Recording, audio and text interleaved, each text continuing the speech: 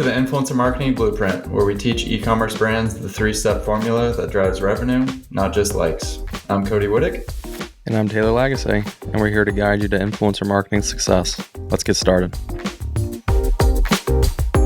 All right, so last episode, one of the last episodes, we talked about studio shoots versus influencers and comparing the two, how to go about getting content from really for any brands. Like for brands listening, it's a huge pain point to get content.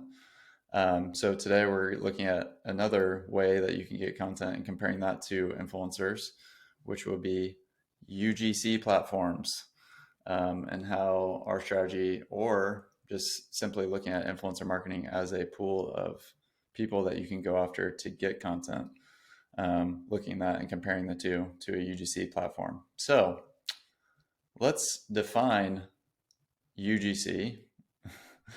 Probably most people are familiar, but if you don't know what that is, user generated content. So typically what UGC is your customer creating content, people that are a genuine user of the product. They've purchased the product before. So I think traditionally it was just always UGC was any user that created content of the product, typically found in social media, tagged photos or things like that. But we're going to be talking about a platform. So Taylor, you want to give the audience what a UGC platform is? Yeah.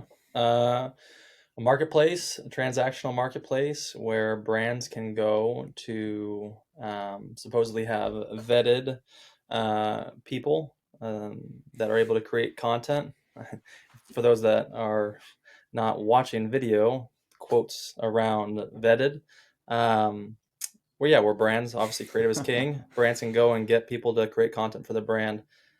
It's just funny, like you're saying though, like user generated content. None of these people are typically users, but you're just going to this platform because you're in need of creative. You send them your product in exchange for content and probably a smaller price point.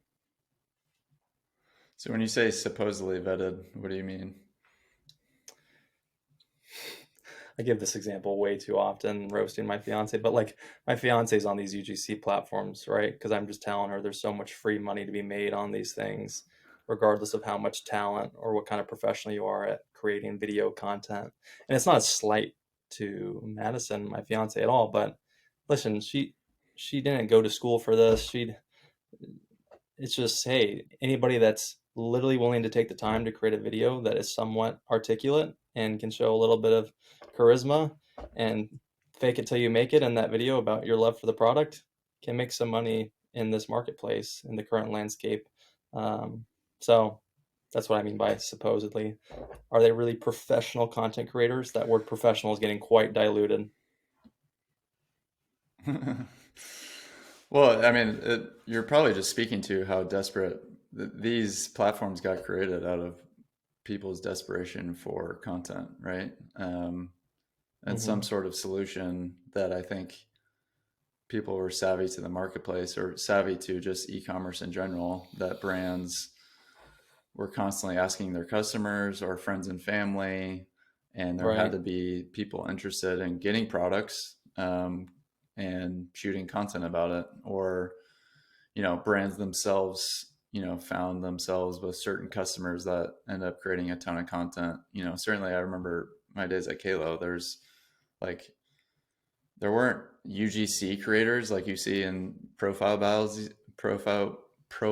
bios these days, but there were influencers that had like super low following, but they're constantly tagging Kalo, constantly like creating content, hoping to, I think, probably get obviously a more official partnership or something like that. But yeah, I mean, they were doing it for free and they were happy for us to use the content in paid media. So I think that's kind of a good segue into like what attracts brands, which I guess I kind of I touched on that pain point, right? It's like they're in desperate need of content, but like what other things attract brands to these UGC platforms?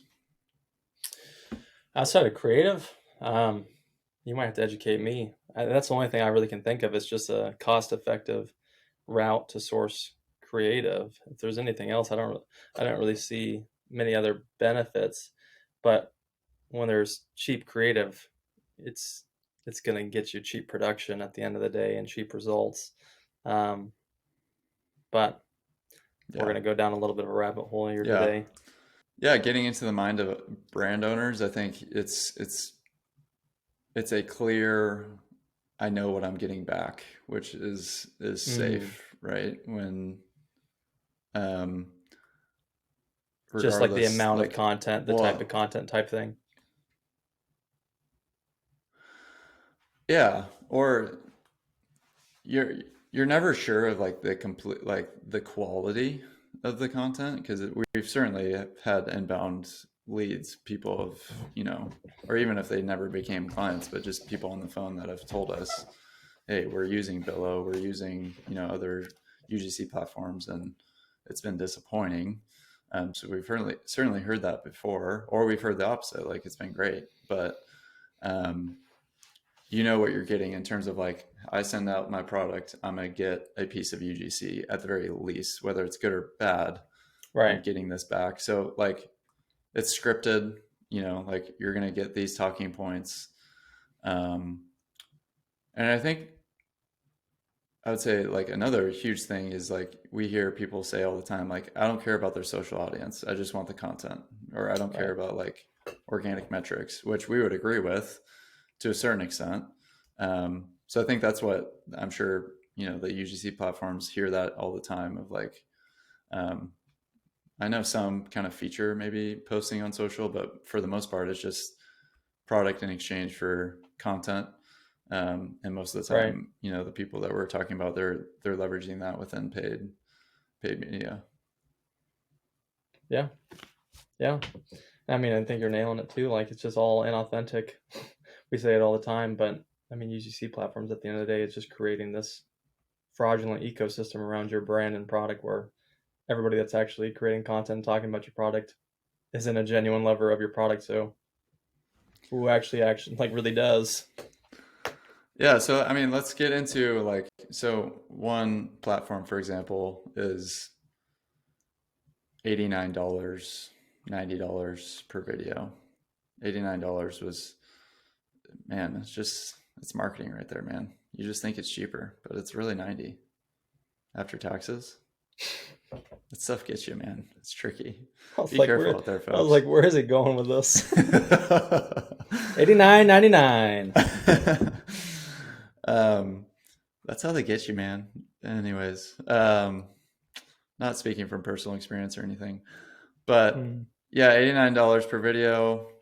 The platform has a total of, you know, this platform has 3,500 US only creators.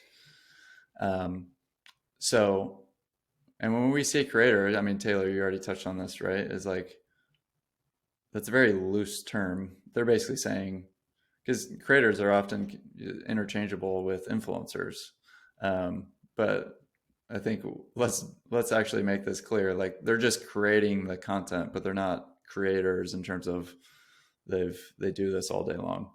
Um, so yeah, and what you I think the biggest thing, and people listening probably can already tell our bias in this comparison of the two. Um, but is that it's a cheap platform that attracts cheap creators. Like you're paying for what you get, or you get what you're paying for. Um, so, well, let's break down one of these things too on these platforms. Is like when we talk about opt-in platforms, like what does that mean? Because what we would say is like these 30, it's a limited audience, it's an opt-in platform. Um, of like 3,500 US only creators. Like, what does opt in mean?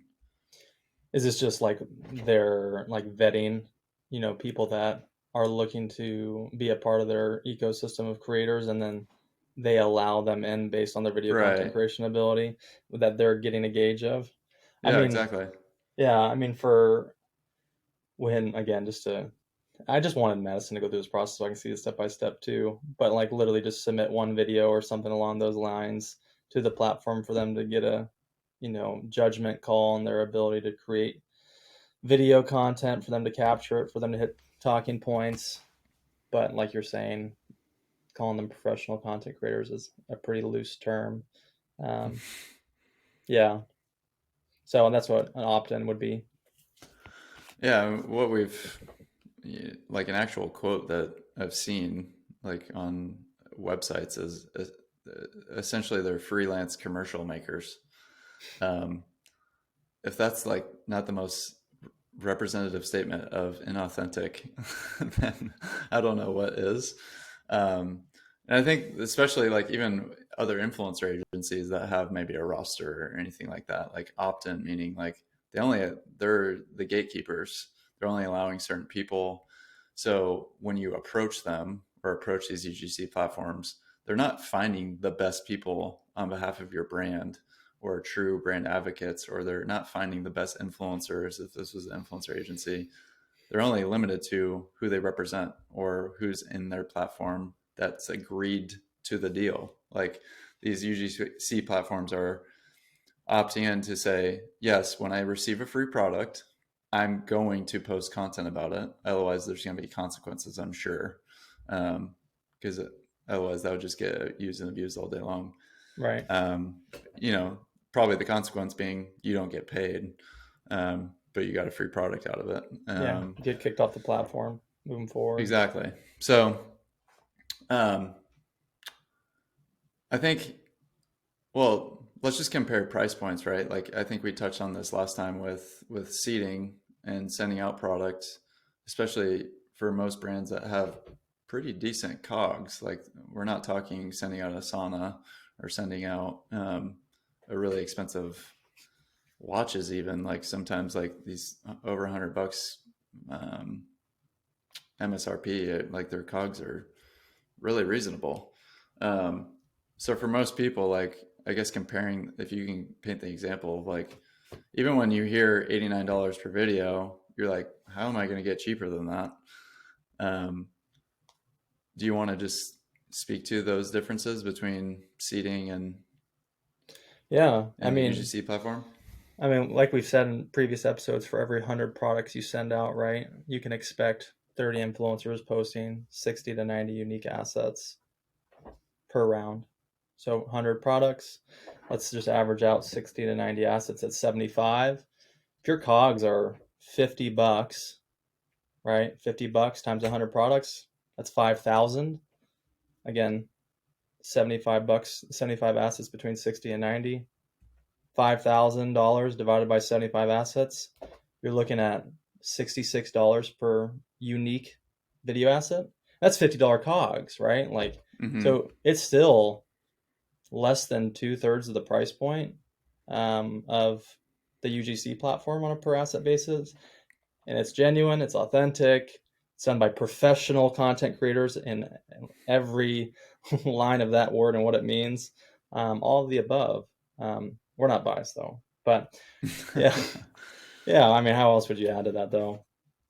Yeah, I mean, I think it's proof in the pudding right there, just on that price point. And I think if you follow, previous episodes where we talked about the most important step is that you're actually looking at their video content creation ability in the identification process, and you're Yeah, making sure that all 100 people it's are huge. great video content creators. Then you're ensuring that you're going to get, 30 You're info. choosing. Yeah, you're Right, choosing. exactly. You're choosing, and it's not opt-in. There's no transactional exchange. Um, and I think, yeah, the bigger point of what you just said is like influencers are just better content creators because, especially when it comes to micros, they've built their following off of that. I mean, point Right. proven. Even look at TikTok creators these days that they might not even have a following, but the following doesn't matter because you have the For You page and the content, if it's good, it's gonna get distributed.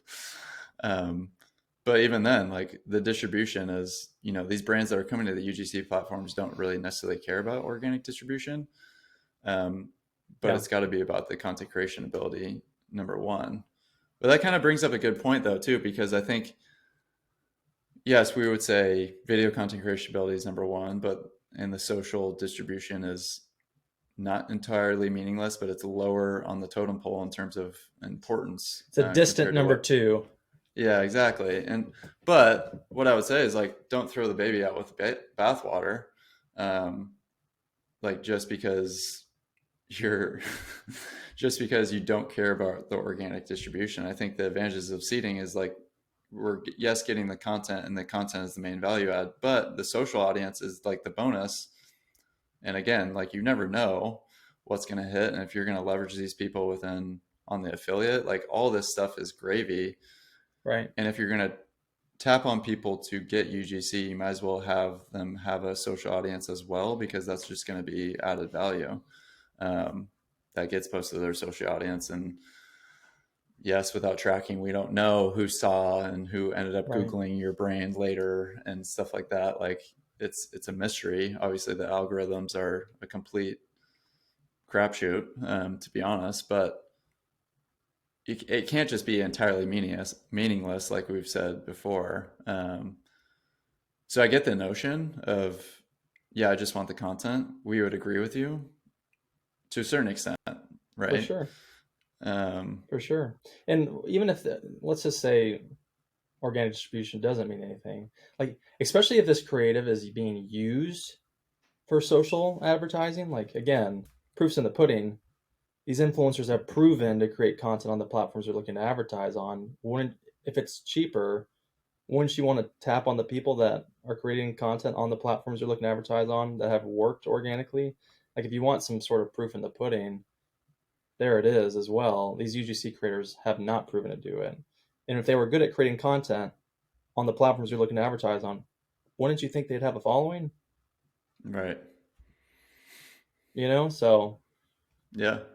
Okay. So with these influencers, we're comparing it to UGC platform. You might be thinking, okay, well, Taylor just made the comparison of seeding 100 influencers. That means I got to identify 100 influencers. We've talked in a previous episode how much labor that can be.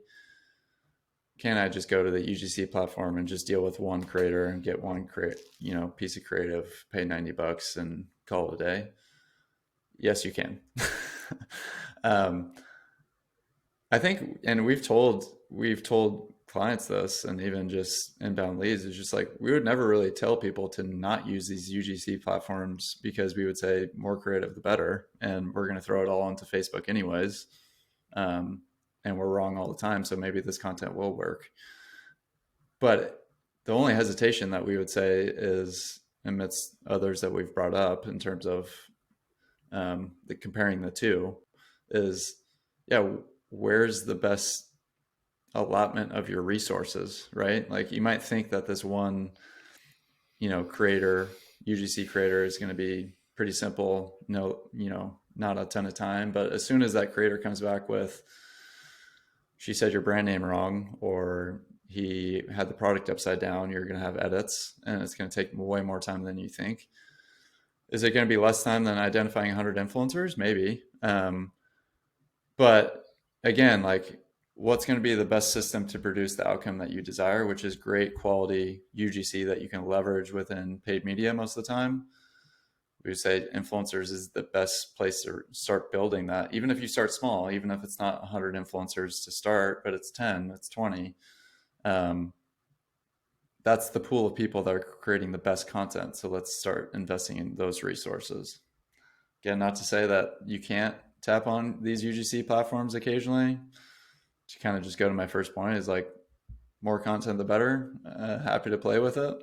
Um, but you, the brand, you're just so limited in terms of the amount of time that you can invest in these different things, or your marketing manager or your marketing intern for that matter. Like, what are you going to have them doing? Where are you going to have that time be invested, right? Um, when we think about the comparison of the two, those are just some of the talking points that we've had today. Think very seriously about all the implications of what we've said in the comparing the two. And again, we would think that influencers are the best resource to tap on for content. And as always, Shaba. reach out to us on Twitter with any questions, at Taylor Lagasse, at Cody_. Whittick. And happy to answer your questions there. Thanks, guys, for tuning in, as always. All right, that's all for today. If you'd like some help developing your influencer marketing campaign, go ahead and DM us on Twitter. Links are in the description. Or you can head to kinship.co to learn more, and you can book a call there. That's KYNSHIP.co. At kinship.co, you also find tools, templates, and resources, all designed to help you grow an influencer campaign that drives visibility and sales, not just likes. Thanks for tuning in, as always, and we'll see you next week.